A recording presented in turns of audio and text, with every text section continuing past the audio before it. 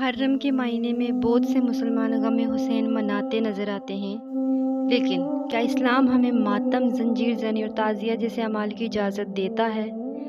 اسلام کا اصول ہے لا ضرر، یعنی خود کو نقصان دینا حرام ہے۔ نہ ہمارے نبی صلی اللہ علیہ وسلم نے ماتم کیا اور نہ ہمارے صحابہ کرام نے۔ خود کو زخمی کرنا اسلام میں جائز نہیں ہے۔ بسم اللہ الرحمن الرحیم، welcome back to my channel. غیر شرعی طریقے سے ماتم کرنا جیسے سینہ پیٹنا، چہرہ نوچنا، چیخنا، چلانا حرام ہے۔ حدیث نبوی ہے لیسا منا من لطام الحدود وشق الجیوب ودعا بالدعاء الجاہلیاتی۔ صحیح بخاری کی یہ حدیث ہے، وہ شخص ہم میں سے نہیں ہے جو چہرے پہ تماچے مارے، گریبان چاک کرے اور جہالت کے طریقے پر نوحہ کرے۔ اس حدیث سے واضح ہو جاتا ہے کہ نوحہ، چیخو پکار اور خود کو نقصان پہنچانا سخت منع ہے۔ خود کو زخمی کرنا، زنجیر زانی، خنجر مارنا، خون نکالنا، یہ عمل اسلام میں سخت گناہ ہے اور بعض علماء کے نزدیک تو کفری عمل کے قریب ہے، کیونکہ یہ جان بوجھ کر خود کو نقصان پہنچانا ہے، جبکہ قرآن میں واضح طور پر فرمایا گیا ہے کہ وَلَا تُلْقُوا بِأَيْدِيكُمْ إِلَىٰ تَهْلُكَةٍ، اپنے آپ کو ہلاکت میں مت ڈالو۔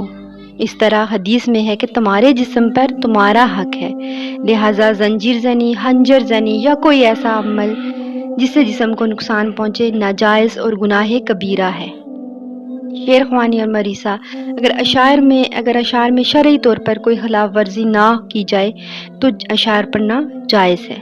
غلو نہ ہو، یعنی کسی کو نبی صلی اللہ علیہ وسلم کے برابر نہ کہہ دیا جائے، شرک یا بد عقائدگی پر مبنی نہ ہوں، ننگی آوازیں، موسیقی اور عورتوں کی آوازیں شامل نہ ہوں، سادہ طریقے سے پڑھے جائیں، عبادت کی طرح نہ بنائے جائیں۔ اگر اشعار علمی، تعزیتی اور ادب کے دائرے میں ہوں تو علماء نے ان کی اجازت دی ہے، جیسے کہ حضرت حسین رضی اللہ نے یا حضرت کعب بن زبیر رضی اللہ نے بھی نعتیں پڑھی ہیں۔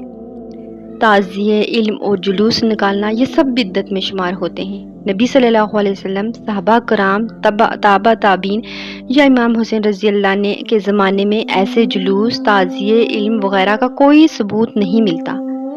دین میں کسی نئی چیز کو ایجاد کرنا بدعت ہے اور بدعت گمراہی ہے۔ نبی صلی اللہ علیہ وسلم نے فرمایا کہ ہر بدعت گمراہی ہے اور ہر گمراہی جہنم میں لے جانے والی ہے۔ اسلامی طریقے سے سوگ منانا، اگر آپ کو امام حسین رضی اللہ عنہ کی شہادت کا غم ہے جو کہ فطری ہے، اس کو شرعی طریقے سے منائیں، دعائیں کریں، اللہ امام حسین رضی اللہ کی قربانی کو قبول فرمائے، ان کی سیرت اور ان کی قربانیوں سے سبق حاصل کریں، قرآن پڑھیں، خیرات کریں، روزہ رکھیں، خاص کر 9 اور 10 محرم کا روزہ رکھیں، اہل بیت سے محبت رکھیں اور ان کی سیرت پر عمل کریں۔ یہاں تک تھی میری آج کی ویڈیو، امید ہے کہ آپ کو اس ویڈیو سے کچھ نہ کچھ فائدہ ہوگا۔ اگر آپ کو یہ ویڈیو اچھی لگی تو اس کو آگے شیئر کریں، اگر آپ کو نہیں بھی اچھی لگی پھر بھی آگے شیئر کریں تاکہ لوگوں تک حق بات پہنچ سکے۔ Thank you so much. Please channel کو سبسکرائب کریں، ویڈیو کو لائک کریں۔